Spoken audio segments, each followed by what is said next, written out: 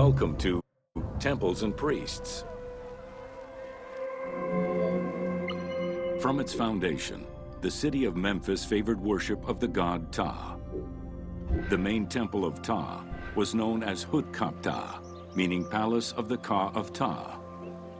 The name of the temple, translated into Greek as Aegyptos, would eventually evolve into the modern name Egypt.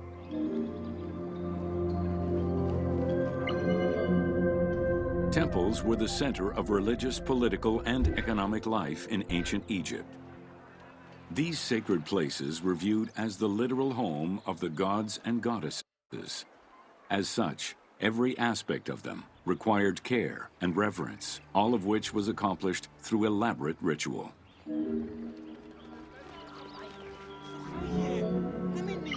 Located in the center of Memphis, the Temple of Ptah was the most prominent and imposing building in the city. The long walkway leading toward the temple, known as the Dromos, was guarded by rows of sphinxes. The entire sacred area was designed to keep the statue of the god protected, deep within the sacred enclosures that surrounded it.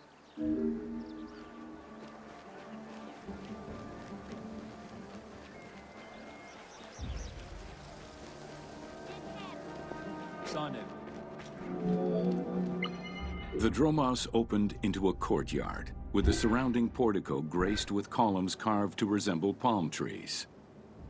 During special festivals, the general population was allowed to enter this location, but under no circumstances would they be allowed into the sacred spaces beyond the courtyard.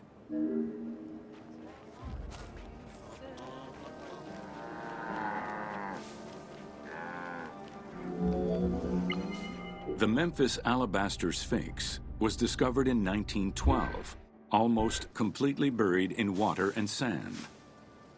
8 meters in height and weighing in at roughly 90 tons, it is still mounted on its original pedestal. Though it is called the Alabaster Sphinx, it was in fact carved from common calcite rock, which is similar in appearance and texture to alabaster.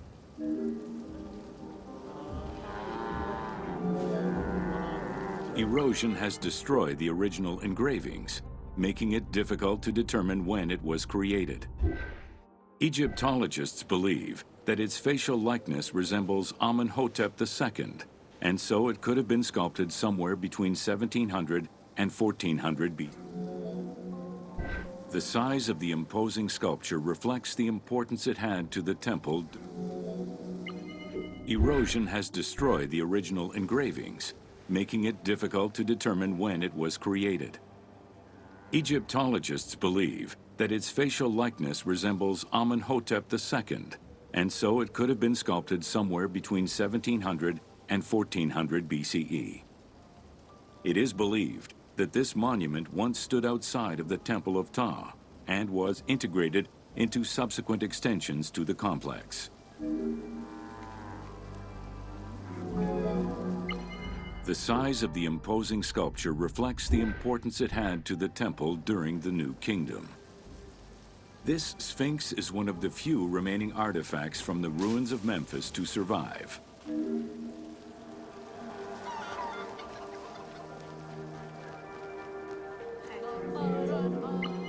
In Egyptian culture, some animals were associated with gods, while others were considered to be living gods. The Apis bull was believed to be a divine entity.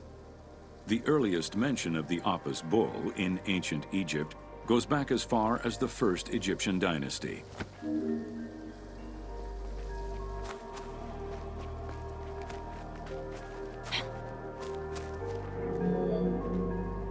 Originally the symbol of fertility, the Apis bull was linked to the god Ra, with the image of the sun carried between its horns. Later it was associated with Osiris, the ruler of the underworld, thus becoming the funerary divinity Osorapis. During the 18th dynasty in Memphis, the Apis bull's association with the city's deity earned it the title Herald of Ptah. The Apis bull was so revered that even Alexander the Great, upon his arrival in Memphis, gave honor to Apis.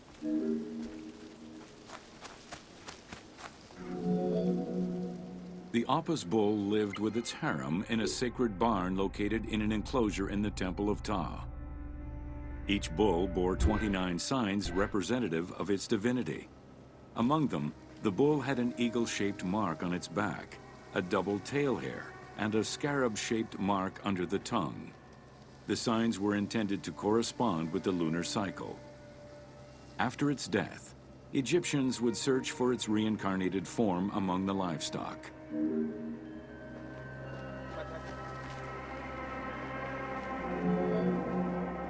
Like other living divinities, the mortal incarnation of the Apis bull was prayed to, and when it died, it was given a luxurious funeral, which included mummification. Until the reign of Ramses II, the Apis bulls were buried in individual graves in Saqqara. During the 26th dynasty, the bodies of the bulls were buried in enormous stone vats in the underground corridors of the Serapeum of Memphis.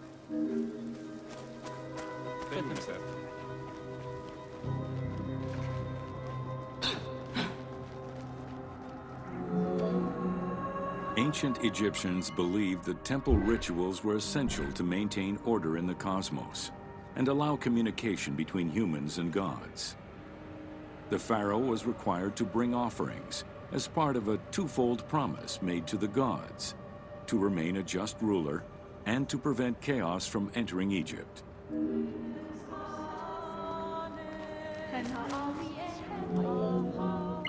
Details of the ceremonies found on temple walls provide a thorough overview of the stages of the daily ritual. Performed 3 times a day to mirror human mealtimes, each step of the highly symbolic ceremony was accompanied by specific recitations, many of which referred to mythical events.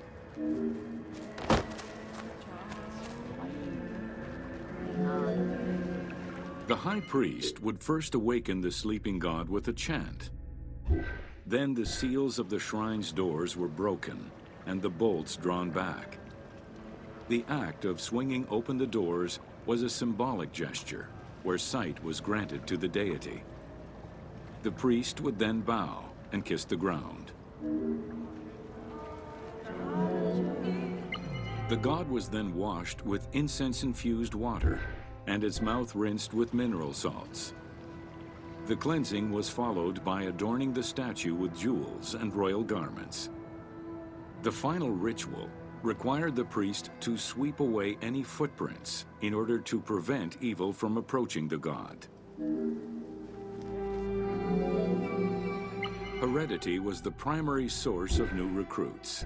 Rarely was an outsider allowed this position.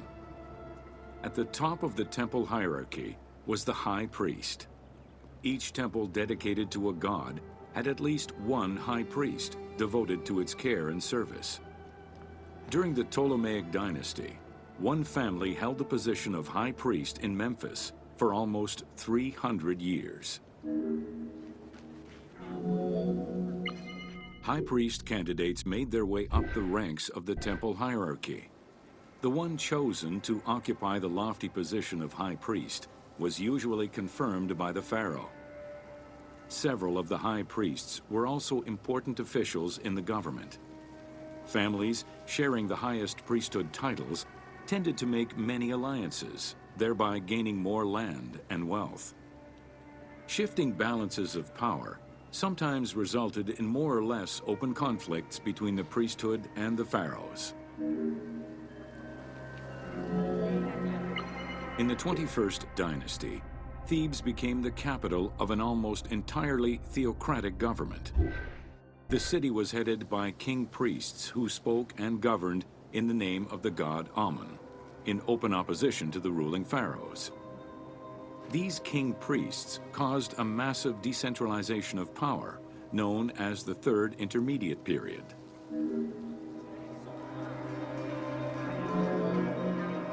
The educational institution in ancient Egypt was known as the House of Life.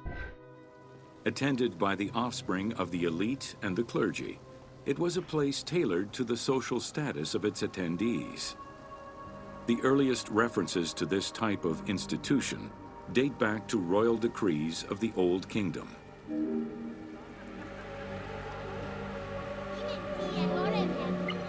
Only 2 known centers have been uncovered, one in the abandoned city of Akhetaten, and one at the temple of Ramses II on the west bank of Thebes.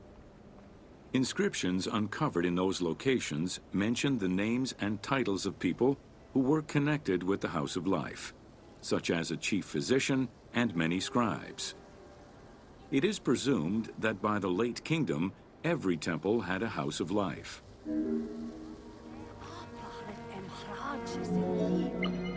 The House of Life offered training for the elite, destined for occupations such as astronomers, doctors, veterinarians, diplomats, architects, translators, or theologians.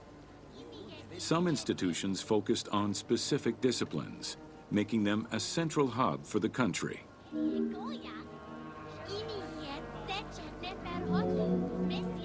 Not limited to instruction for young students, the House of Life was a source of reference for many scholars, with rooms dedicated to papyri of many disciplines. Because papyri were preserved there, the Greco-Romans referred to the House of Life as a library.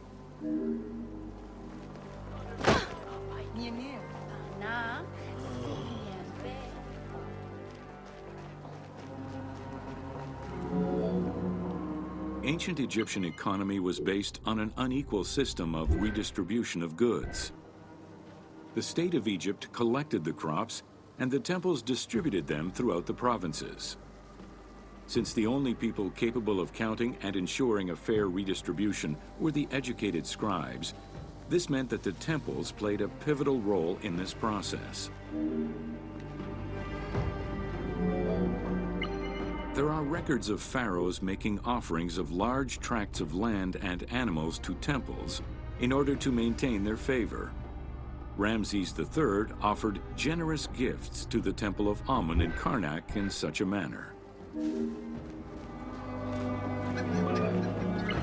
Palaces, warehouses, and granaries were built inside the temple compound to better control the redistribution of goods. The size of the recorded numbers of goods, combined with every other function filled by temples, only serves to confirm their might as economic, religious, and political centers of power within Egypt.